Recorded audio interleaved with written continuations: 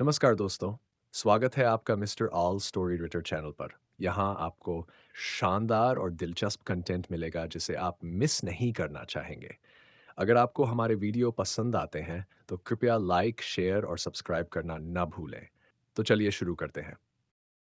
कर्ण का जन्म और परित्याग। कुंती द्वारा कर्ण को नदी में प्रवाहित करना।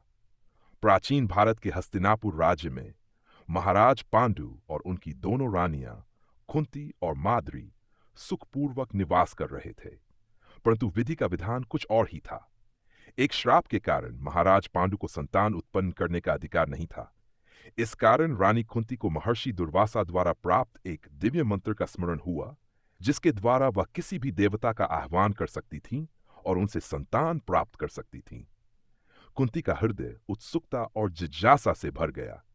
वे इस दिव्य शक्ति की सत्यता परखना चाहती थीं। बिना किसी गहरे विचार के उन्होंने सूर्य देवता का आह्वान किया। सूर्य देव उनके सामने प्रकट हुए और दिव्य शक्ति के प्रभाव से कुंती को एक तेजस्वी पुत्र की प्राप्ति हुई। वह बालक अत्यंत सुंदर और तेजस्वी था। उसके जन्म के साथ ही उसकी कानों में दिव्य कुंडल और शरीर पर एक कवच था, जिससे स्पष्ट था कि वह कोई साधारण बालक नहीं था। लेकिन कुंती इस अनचाही संतान को लेकर अत्यंत भयभीत हो गई। वे अविवाहित थीं और समाज के ठोर नियमों को जानती थीं। यदि इस रहस्य का खुलासा होता तो समाज में उनका मान सम्मान नष्ट हो सकता था। इसी भय और समाज के तानों से बचने के लिए उन्होंने एक कठोर निर्णय लिया।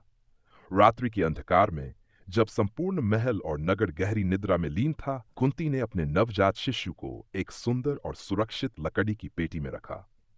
उनकी आंखों से अश्रु प्रवाहित हो रहे थे, लेकिन उनके पास कोई और विकल्प नहीं था। उन्होंने अपने पुत्र को अंतिम बार गोद में उठाया, उसका मस्तक चूमा और फिर भारी हृदय से उसे गंगा नदी के प्रवाह में प्रवाहित कर दिया। जैसे ही वह पेटी गंगा की लहरों पर बहने लगी, कुंती का मन व्याकुल हो उठा। वे चाहकर भी अपने मातृत्व को रोक नहीं पा रही थीं। उनका हृदय रो उठा, परंतु नियति के आगे वे विवश थीं। गंगा की लहरें धीरे धीरे उस बालक को अज्ञात दिशा में ले जा रही थीं। संयोगवश वह पेटी आगे चलकर अंगदेश के महाराज अधिरथ और उनकी पत्नी राधा के पास पहुंची। वे दोनों निसंतान थे और पुत्र की प्राप्ति की कामना लंबे समय से कर रहे थे। जब अधिरथ ने उस बालक को पेटी में देखा तो उनकी खुशी का ठिकाना न रहा। उन्होंने उसे पुत्र रूप में अपनाने का निर्णय लिया और उसका नाम कर्ण रखा। कर्ण बड़े होकर एक महान योद्धा बने और दानवीरता एवं पराक्रम के लिए प्रसिद्ध हुए। परंतु उन्हें यह ज्ञात नहीं था कि वे किसी साधारण सारथी के पुत्र नहीं, बल्कि स्वयं कुंती के प्रथम पुत्र थे। उनका जीवन संघर्षों से भरा रहा, लेकिन वे सदैव धर्म और अपने वचनों के प्रति निष्ठावान रहे। इस प्रकार कुंती द्वारा त्यागे गए कर्ण का जीवन एक अनोखी गाथा बन गया।